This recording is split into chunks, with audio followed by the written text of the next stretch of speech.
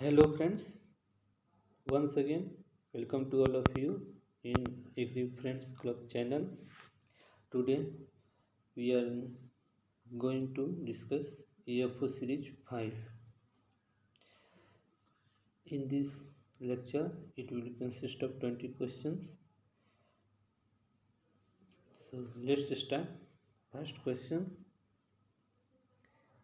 Law of homologous series of variation was given by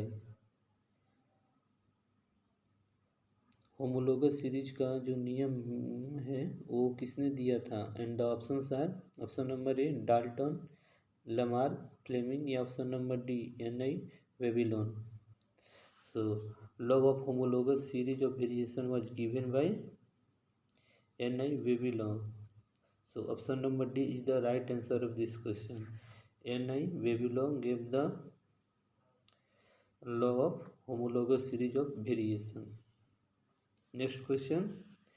protandry condition found in which crop? Protandry condition कौन सी crop में पाए जाते हैं? तो प्रोटेंड्री होते क्या होते हैं? तो प्रोटेंड्री जिसमें मेल पार्ट जो इन्फ्लोरेसेंस होता है वो पहले एपियर होता है और उसके बाद फीमेल.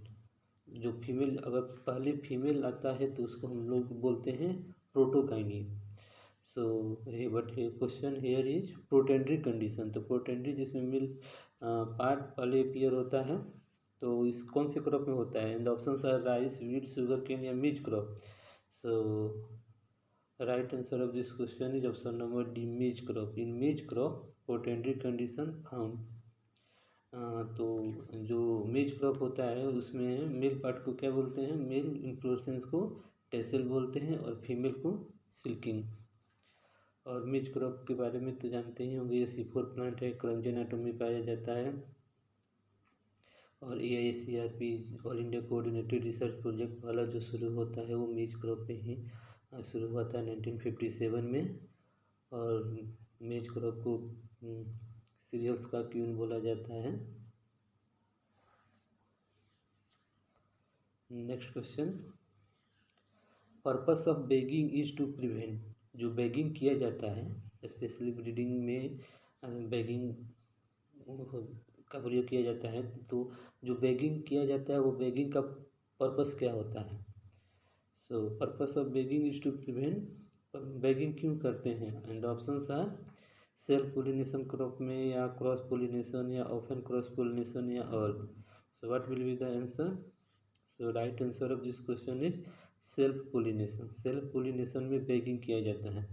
एक्चुअली इसमें होता क्या है कि बैगिंग कर देने से मिल पार्ट को ढक दिया जाता है. इससे क्या होता है कि जो पोलन होता है वो पोलन ट्रांसफ़र होके स्टिग्मा पे नहीं आए सेम प्लांट का. ठीक है, तो इसीलिए पोलिन बैगिंग किया जाता है ताकि वो अच्छा अनवांटेड पोलिनेशन को भी रोकने के लिए भी किया जा सकता है. कभी कभी क्या होता है कि दूसरे प्लांट से अगर मानिए अनवांटेड पोलन को हमको नहीं चाहिए तो उसके लिए भी हम लोग बैगिंग करते हैं. ठीक है. Next question. The term mitosis was coined bye. जो माइटोसिस होता है, जो माइटोसिस को दूसरा नाम इक्वेशनल डिवीजन भी है क्योंकि इसमें क्रोमोजोम नंबर सेम रहता है. सो जो माइटोसिस टर्म किसने दिया था? And options are Farmer and Moore, Waldeyer, Johannsen या Fleming. So what will be the right answer of this question? So mitosis term was given by Fleming. So option number D is the right answer of this question. So Fleming give the term mitosis. And Farmer and Moore term कौन सा term दिए थे? तो वो लोग meiosis term दिए थे.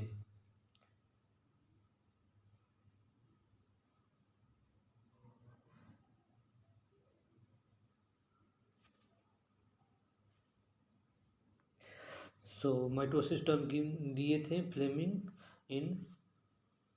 और farmer and Moore meiosis term दिए थे. वाल्डेयर क्रोमोजोम से रिलेटेड है. जोहानसन जीन्स वर्ड दिए थे और जीनोटाइप एंड फिनोटाइप भी जोहानसन दिए थे. Okay. So next question, that is question number 5. First product of photosynthesis in C3 plant is. जो C3 प्लांट्स होते हैं, जैसे C3 प्लांट्स का एग्जांपल हो गया राइस, व्हीट हो गया, उसमें जो पहला प्रोडक्ट फोटोसिंथेसिस होता है उसमें कौन सा बनता है? And the options are PEP, rubisco, malic acid या 3PGA। So right answer of this question is 3PGA। जो 3PGA कंपाउंड होता है वो C3 प्लांट में फर्स्ट प्रोडक्ट होता है फोटोसिंथेसिस प्रोसेस में, और PEP C4 प्लांट में होता है। रुबिस्को क्या है? तो रुबिस्को मोस्ट एबंडेंट प्रोटीन होता है ऑन द अर्थ। पूरे पृथ्वी पर सबसे ज़्यादा कोई प्रोटीन अगर पाया जाता है तो रुबिस्को है। Okay, next question, which seed is the progeny of breeder seed? इसमें से ब्रीडर सीड का प्रोजेनी कौन होता है? ब्रीडर सीड से के बाद कौन सा सीड, ब्रीडर सीड से कौन सा सीड बनता है? और options are nuclear seed, certified seed, registered seed या foundation seed. So breeder seed का प्रोजेनी होता है वो होता है फाउंडेशन सीड। तो option number D is right answer of this question. Okay, और जो फाउंडेशन सीड के लिए कौन सा कलर टैग किया जाता है? तो वाइट कलर टैग। ठीक है, फाउंडेशन सीड के लिए white tag colour tag. Next question, that is question number 7, alternative form of A gene. Alternative form of gene, alternative form of gene को क्या बोलते हैं? एंड ऑप्शंस आर डाईएलीन, मोनोएलीन, एसिस्ट्रॉन या allele. So alternative form of A gene called allele. So option number D is the right answer of this question. Allele is the alternative form of A gene. And what is the definition of gene? So gene in simple term we can say that कि gene is the sequence of nucleotides present on chromosome that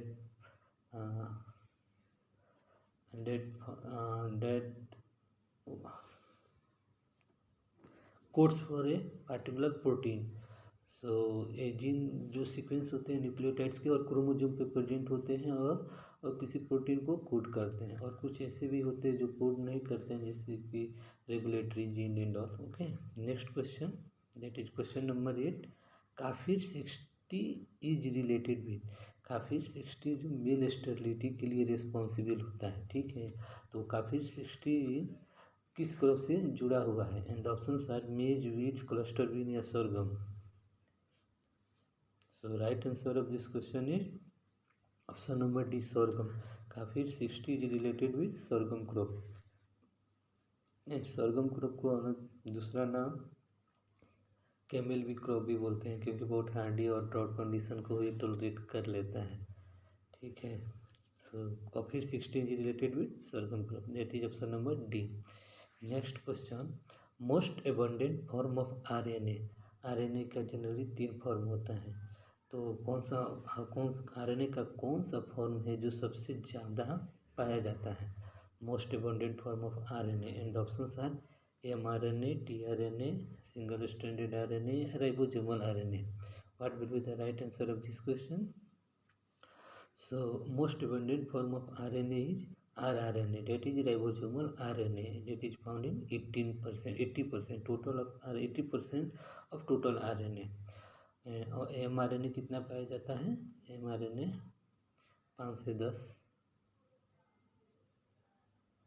around 5, और tRNA 10 से 15। ठीक है, सबसे ज़्यादा जो ribosomal RNA पाया जाता है।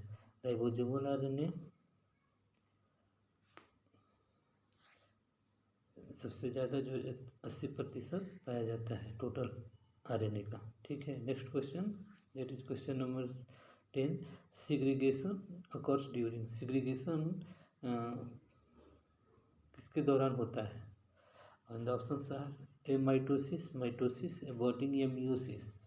सो right answer of this question is option number D, meiosis, because in meiosis segregation occurs. Okay, diploid becomes haploid। Okay, so segregation occurs in meiosis, और meiosis का meiosis क्रॉसिंग ओवर किस में होता है? तो पैक्टिन स्टेज में। Okay, sometimes other people पैकाइटिन या pectin whatsoever. Okay, next question, PMFBY started in. PMFBY कब स्टार्ट हुआ था? और PMFBY स्टैंड्स फॉर प्रधानमंत्री फसल बीमा योजना। जो प्रधानमंत्री फसल बीमा योजना जो शुरुआत हुआ था वो किस वर्ष शुरुआत हुआ था? और ऑप्शन था 2016, 15, 17, 18।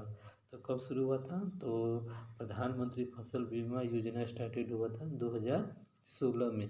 सो option number A is the right answer of this question. प्रधानमंत्री फसल बीमा योजना started in 2016। Okay, next question. Aseel is a breed of. Aseel is a breed of. Aseel एक ऐसा ब्रीड है जिस फाइटिंग भी करता है। उसका वो कभी कभी देखे होंगे फिल्म में भी, चाहे कहीं गांव में भी, तो दोनों को फाइट कराया जाता है।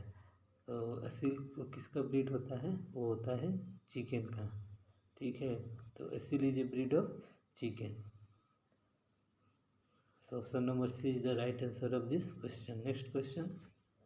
Nitrification is a process of। Nitrification कौन सा प्रोसेस है जिसमें नाइट्राइट और फिर नाइट्रेट बनता है? सो नाइट्राइट जब बनता है वो उसमें नाइट्रोसोमोनास बैक्टीरिया होता है, बैक्टीरिया का यूज होता है, और नाइट्राइट से नाइट्रेट बनता है तो नाइट्रोबैक्टर का प्रयोग होता है। माइक्रो ऑर्गेनिज्म हेल्प करता है। तो ये कौन सा प्रोसेस है? ये whether it is oxidation reduction या reduction oxidation, that is redox, या all. So what will be the right answer? So option number A, that is oxidation, because nitrification is a oxidation process. Okay, and so nitrification is a oxidation process, that is option number A. Next question. Proestrum period in cow. Cow में जो स्ट्रस cycle चलता है तो उसमें भी चार phase होता है। तो उसमें का एक जो फेज है प्रोस्ट्रम, वो कितने पीरियड के लिए रहता है? And the options are 1 day, 2 days, 3 days, 21 days. So what will be the right answer? So right answer of this question is option number B, that is 2 days, because proestrum period in cow 2 दिनों के लिए होता है और स्ट्रस 1 day के लिए होता है। ओके, एंड 21 days तो पूरा स्ट्रस साइकिल के लिए होता है। ठीक है, सो प्रो स्ट्रस period is for 2 days, that is option number B. Next question. Goat pox vaccine developing. जो गुड पॉक्स डिजीज था उसका वैक्सीन जो विकसित किया गया था वो कहाँ विकसित किया गया था? And the options are IARI, IVRI, NDRI या NDDB. So right answer of this question is option number B, that is IVRI, Indian Veterinary Research Institute, Ijatnagar. Okay, so Godpox vaccine developing IVRI, that is option number B. So option number B is the right answer of this question. Next question. Propagation of काजू mostly takes place by which method? जो काजू में propagation में होता है वो कौन सा मेथड का यूज किया जाता है? And the options are air layering, cutting, budding या softwood grafting. So what will be the right answer? So right answer of this question will be the option number D, that is softwood grafting. So propagation of kaju takes place by softwood grafting method. Next question, that is question number 17. Shot hole related with shot hole एक symptoms होता है। ठीक है, तो वो जो symptoms होता है तो किसके कारण होता है? तो ऑप्शंस आर लीफ कैंकर या वायरल कैंकर या फुट रॉट या bacterial canker. So shot hole जो होता है सिम्टम्स वो बैक्टीरियल कैंकर के कारण होता है। सो option number D is the right answer of this question, because bacterial canker is related with short hole. Okay, next question, that is question number 18. lowest seed rate replacement ratio. lowest seed replacement ratio कौन से crop में पाया जाता है? इनमें से किस में कम पाया जाता है? तो lowest seed replacement ratio and options are wheat, paddy, pearl millet या groundnut. So right answer of this question is option number D, groundnut, because in groundnut lowest seed replacement ratio takes place. Question number 19. Premium rate for all seed crop under प्रधानमंत्री फसल बीमा योजना। जो all seed crops होते हैं, all seed crops में क्या क्या आते हैं, जैसे किया जाएगा आपका सरसों, तो कितना रेट होता है ऑल सीड क्रॉप के लिए, तो होता है 2%। So option number B is the right answer of this question. Premium rate for all seed crop under Pradhan Mantri Fasal Bima Yojana is for all seed crop is 2%, that is option number B. Question number 20. Field capacity of a tractor drawn power harrow is, and option are 1.5 hectare per day, या option number B 2 hectare per day, option number 3 2.5 hectare per day, या 3 hectare per day. So field capacity of a tractor drawn power harrow is 1.5 hectare per day, that is option number A. So option number A is the right answer of this question. Field capacity of a tractor drawn power harrow is 1.5 hectare per day. And this is the last question. Thank you so much. If this content is good for you, so kindly like, share and subscribe. Thank you so much.